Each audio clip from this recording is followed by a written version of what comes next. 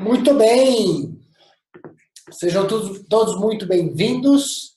Estou aqui hoje com um assunto novidade aqui para o nosso público e acredito que assim, de grande valia. Para quem não me conhece, tem uma galera que está de primeira vez também. Meu nome é Igor Funiel, sou presidente da Templo e hoje nesse webinar eu convidei meu amigo Nicolai, da Neovolution. Seja bem-vindo, Nicolai. Bom dia a todos, bom dia, Igor. Prazer estar aqui com vocês para a gente bater esse papo sobre valuation. É um assunto para lá de complicado, mas muito empolgante. Muito empolgante. Eu acredito que todo mundo que se inscreveu tem essa curiosidade de entender um pouco mais métodos de avaliação de empresa. E aí é legal que não importa também qual é o produto, né, Nicolai? Qual é a idade da empresa, o tamanho da empresa. Muita gente não sabe qual é o valor da sua empresa. Outros têm uma startup, está começando o negócio, tem gente interessada em investir, você não sabe nem o quanto cobrar, porque não sabe o quanto vale. Outros usam variáveis super subjetivas, né, e acabam não conseguindo também chegar a valores que as pessoas consideram correto. Então, nessa uma horinha aqui com o Nicolai, vocês vão ter a oportunidade de aprender bastante sobre... Eu já dei uma olhadinha na apresentação, tem bastante coisa para falar em uma hora, então não vou me alongar muito. Como sempre, né, de praxe. Todas as... Deixa eu só ver aqui, ó. Aí, bom dia aqui da Ana. Todas as dúvidas, por favor, mandem no chat. As dúvidas serão respondidas aqui, de vez em quando o Nicolai vai parar. Eu vou ficar aqui com ele, provocando isso também. De vez em quando ele vai parar para responder algumas perguntas, mas elas serão respondidas na sequência. O assunto é denso, tem bastante coisa. Faça o máximo de anotações possível e use e abuse do Nicolai, que é o cara que conhece muito esse assunto. A Templo vai promover eventos como esse, trazendo empresas, empresários, especialistas em outras áreas que não só de sistema de gestão, mas que tem tudo a ver com qualidade, tem tudo a ver com gestão e desenvolvimento de empresa. É por isso que a gente convidou a Neovolution, Nicolai, para vir aqui hoje falar de valuation, um dos assuntos que de vez em quando pinta aí na consultoria, o pessoal querendo saber um pouco mais sobre isso. E a gente trouxe quem melhor entende do assunto. Bom dia aí, Vinícius. Bom dia, Ana. Tem alguma coisa aí que hoje aqui no Zoom tem um nome repetido aqui do Vinícius algumas vezes, várias vezes. Ele vai assistir várias vezes. Talvez seja algum probleminha de cadastro, então quando você for mandar a tua pergunta, vê se teu nome está aparecendo certo aí no Zoom, se não tiver, manda para mim o seu nome junto com a pergunta. Bom, sem mais delongas, vou fazer só uma enquete rápida aqui.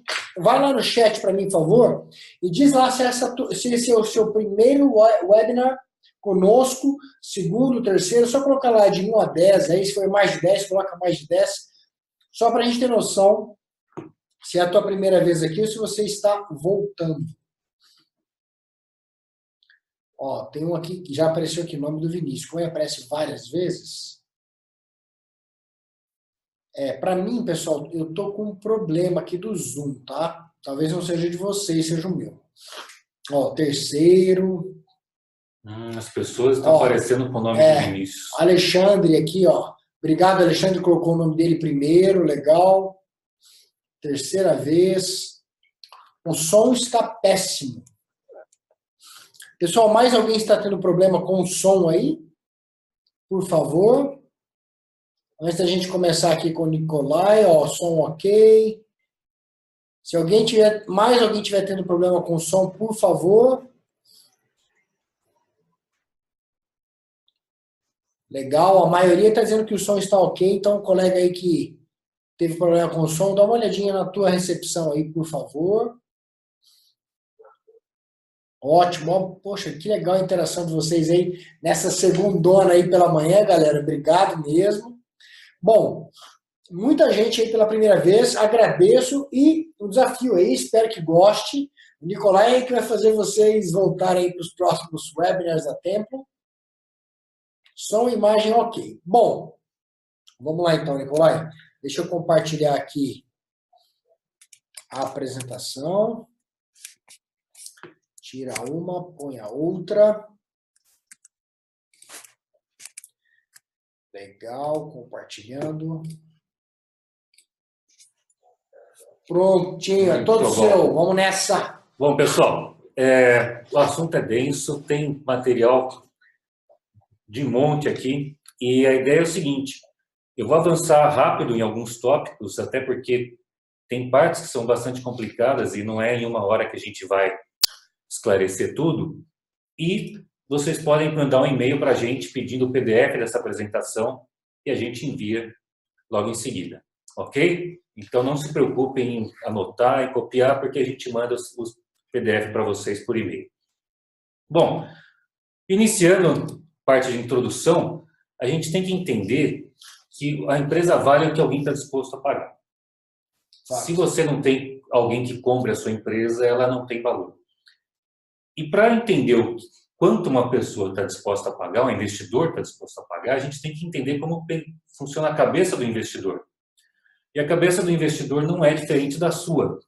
O investidor pensa exatamente como você. Imagina que você tem o seu dinheiro, suas reservas, e você tem todas essas opções para investir. Você pode comprar dólar, quem comprou se deu muito bem, pode colocar na poupança, renda fixa, títulos, fundos imobiliários, imóveis, ações, CDB, ouro. Bitcoins? Bitcoins, aqui, tem uma estrelinha. Quem investe em bitcoins? Alguns estão ganhando muito dinheiro, outros estão perdendo muito dinheiro. Ou você pode até empreender. E qual que é a diferença básica entre todos esses investimentos? Para cada um deles, existe uma relação entre rendimento e risco, que é a taxa de retorno. Eu estava mudando no meu computador. Bom, o que é a taxa de retorno? Quanto maior o risco do investimento, maior é o retorno esperado. Então, você não vai colocar as suas reservas todas em bitcoins esperando que renda a mesma coisa que a poupança. Mas, olha, eu tenho segurança na poupança, vou ganhar meus 4, 5% ao ano na poupança, mas eu sei que meu dinheiro vai estar lá. Eu não vou colocar em bitcoins esperando um rendimento de 4 a 5%. Eu vou querer 30, 40, porque o risco é altíssimo. Se eu vou colocar em ações, qual que é o risco de um fundo de ações ou investir em ações numa empresa? É muito maior do que colocar num fundo DI. Então, a gente tem que esperar também que um fundo de ações dê um rendimento maior que um fundo DI. E é assim que funciona o investidor. O raciocínio de venture capital é o mesmo, né? Exatamente. Quem vai colocar dinheiro numa empresa, né, corre um risco maior do que colocar o dinheiro, por exemplo, no fundo DI. Então, espera-se ali um retorno maior também. Fora que quando você coloca o dinheiro numa empresa, além de você esperar um retorno, um rendimento e o risco, você tem trabalho. Exato. E se a empresa é sua, você tem muito trabalho. E isso também tem que ter uma remuneração. Agora eu vou convidar vocês para fazer uma reflexão. E cada um vai dizer o quanto que espera de retorno em cada investimento, que anota aí no papel ou grava mentalmente. Você tem R$1 milhão. Temos aqui a poupança dando 5% ao ano, imóveis dando 5 a 6% ao ano, então num momento bom para imóveis.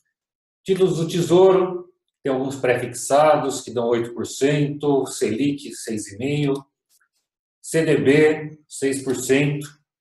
Primeira pergunta, vocês têm essas 4 opções acima extremamente seguras. Se você for aplicar num fundo de ações, você é obrigado a aplicar, não estou te dando a opção de não aplicar, ok? Quanto você espera que esse fundo de ações dê de rendimento por ano? Para compensar o risco que você vai correr nas ações caírem. Anota aí, responda rápido. Se você for ser sócio de uma empresa já existente, quanto que você espera que esse dinheiro renda ao ano? Maior que o fundo de ações? Se você for comprar uma franquia ou abrir a sua própria empresa, quanto que você espera que esse dinheiro renda no lugar de você deixar o dinheiro num fundo de ações ou em títulos do tesouro e ficar em casa tranquilo, sem fazer nada, tendo aí seus 6,5% a 8% ao ano. Quanto que você espera de rendimento para compensar esse esforço e o risco do seu capital? Você pode perder tudo. E se você for investir numa startup, que obviamente tem um risco maior do que uma empresa já existente, quanto que você espera que isso dê de rendimento? Só para deixar claro para todo mundo, aí, talvez alguém que nos ouça aí não sabe o que é startup. Qual a diferença da startup para uma empresa? Startup é uma empresa que ela está muito mais numa fase de projeto do que numa fase de vendas. Algumas startups já têm vendas, mas o próprio nome já diz startup, é começando. É uma empresa embrionária. Ela pode já estar no estágio de vendas iniciais, já ter um ano e pouco de vida, mas também pode ser uma ideia, ou já pode ser um projeto mais elaborado, mas normalmente é uma empresa que ainda não existe de forma sólida. Legal. Se você que nos ouve é uma startup, coloca lá no chat para a gente, dizendo qual é a tua empresa. Coloca lá, somos uma startup, o que vocês fazem? Só para a gente ter uma ideia se tem startup aí. Nós temos um amigo de Angola aqui, no Webinar Internacional. Legal. Vamos lá então, Nicole. Bom, esse número que vocês imaginaram de retorno que vocês gostariam de ter para cada opção é o número que o investidor tem na cabeça quando vai pensar em comprar a sua empresa. Essa taxa de retorno que você imaginou para cada tipo de investimento também é uma taxa de retorno que o investidor tem na sua empresa, né, para comprar uma empresa. Então, se alguém for fazer uma oferta pela sua empresa ou pela sua startup, também a pessoa vai pensar da mesma forma que você, falar assim, quanto que eu vou conseguir de retorno frente ao risco que esse investimento significa. E essa taxa é a famosa taxa de retorno. Bem a grosso modo, nós vamos passar pela forma como é calculada, cientificamente, financeiramente ou qualitativamente, mas é basicamente a base do cálculo do valuation de uma empresa. É o quanto que essa empresa pode gerar de ganho no futuro, descontado por essa taxa de retorno, que é exatamente esse raciocínio que todo mundo tem de uma forma empírica. Ok? Bora lá. Então, o que é o retorno adequado para uma empresa? É uma justa relação entre risco e retorno. Quanto maior o risco, maior o retorno esperado. Isso aí é humano, não é nem financeiro. Por melhor que seja uma empresa, qualquer empresa ela tem um risco maior do que uma aplicação como um fundo DI, títulos do Tesouro. Pode ser uma Vale, uma Petrobras, qualquer empresa tem um risco maior do que uma aplicação segura. Consequentemente, tem que dar um retorno maior. Quanto mais sólida a empresa, menor o risco. Óbvio. Qual que é o risco da Vale quebrar? É muito pequeno. É bem menor do que da startup quebrar. Qual que é o risco da Neovolution quebrar? É muito maior do que o da Vale. Óbvio. Lógico que nós não queremos isso. A gente espera que vai crescer e vai ficar do tamanho da Vale. Mas é óbvio que o risco é maior. Portanto, a empresa tem que dar um rendimento maior do que a Vale, proporcionalmente. E uma rentabilidade saudável de uma empresa é aquela que remunera o investidor de forma justa em relação ao risco e também permite que a empresa reinvista e se perpetue. O objetivo de toda empresa é se perpetuar. Bom, outro ponto de vista importante é que o valor de uma empresa para o vendedor está ligado à expectativa de geração futura, porque senão é melhor vender, ficar em casa vendo TV e com o dinheiro rendendo com títulos do Tesouro, e também é composto de aspectos emocionais. Assim, puxa, a pessoa ou a família da pessoa investiu, criou um negócio desde o zero, construiu, e agora chega alguém aqui para me comprar e tudo que eu coloquei de suor ali não vale nada? Infelizmente, não. Porque o comprador é um ser sem emoção. Lógico que tem emoção, mas na hora de comprar, ele vai olhar... As suas variáveis emocionais, né, são outras. As deles são outras. As variáveis do comprador são muito mais financeiras. E muito mais do quanto ele pode ganhar naquele negócio, melhorar aquele negócio, para lucrar e ter um retorno adequado em relação ao risco que ele vai correr. É como se você tem um carro, você investe, faz uma revisão, troca todos os pneus e vai vender. Ele vale a tabela FIPE. Talvez você consiga um pouquinho a mais por tudo que você fez no carro, mas dificilmente você vai recuperar todo aquele investimento. Então, infelizmente, isso é uma relação fria. Mas o vendedor também sabe, ele tem muito mais conhecimento do negócio do que o comprador. Portanto, a percepção de risco do comprador é maior do que do vendedor também. Sempre. E isso influencia no valor.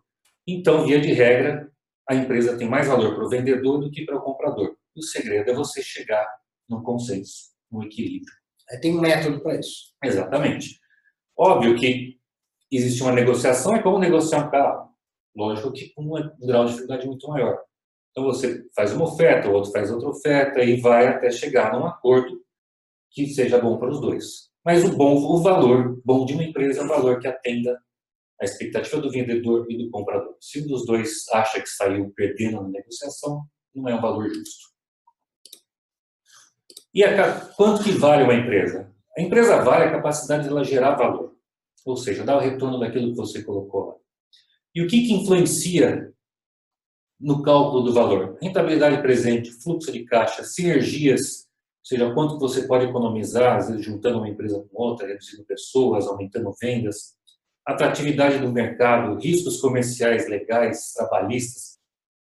Quando a gente tem uma empresa que tem, por exemplo, muito processo trabalhista, isso muito passivo. Muito passivo, exatamente. Isso diminui o valor da empresa, porque aumenta o risco de você ter uma despesa lá na frente que diminua a sua rentabilidade. Risco de quebrar é perpetuidade. Quanto mais longa a existência de uma empresa, mais ela vale, porque mais sólida ela é. Resumindo, então, gente, é uma relação entre risco e expectativa, só que a gente tem que pegar toda essa expectativa futura e trazer para o presente. E como que a gente faz isso? Né? Porque nós não vamos pagar lá no futuro, a não ser que seja uma venda-prestação. Mas se a gente for vender hoje no valor presente, como que a gente faz para trazer isso para hoje? Então, imagina aquele seu capital de 1 milhão investido numa taxa de 20% ao ano.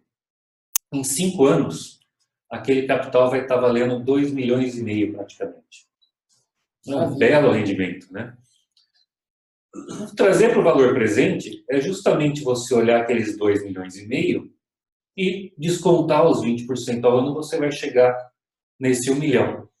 E é essa conta que se faz no principal método, que é o fluxo de caixa descontado, que a gente vai olhar mais para frente, que é olhar os ganhos futuros da empresa e ir trazendo ano a ano aquele ganho para o valor presente. É simples assim, não vou parar muito aqui, porque senão isso aqui é assunto para mais uma hora de webinar, mas é basicamente isso. E aqui um slide que eu gosto muito, que eu ganhei dos meus amigos da Xingu Capital, tem que dar os créditos para eles, que é a história do Yahoo. Porque a venda de uma empresa também é uma questão de timing. Então vamos ver o caso do Yahoo. Em 1998, o Google foi oferecido para o Yahoo por $1 milhão. O Yahoo não quis comprar. Em 2002, o Yahoo percebeu o erro e tentou comprar o Google. E fez uma oferta de $3 bilhões. Né? 4 anos depois, 30 mil vezes mais. E ele pediu 3 mil 5, vezes né? mais. Ele pediu 5. O Google falou assim, não, eu vendo por 5. E a Yahoo disse, não comprou.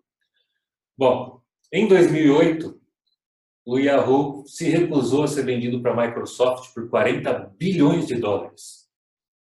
A Microsoft fez uma belíssima oferta, e a Yahoo se recusou, achou que valia mais. E em 2016, o Yahoo foi vendido para a Verizon por 4,6 bilhões. Então, o Yahoo é um caso fantástico de decisões erradas ao longo do tempo. E aqui a observação, o Google em novembro de 2016 já valia $500 bilhões, hoje vale mais 600. Então, realmente... Fizeram um péssimo negócio. Sempre. Então, é também uma questão de timing. Você tem o tempo certo para vender uma empresa.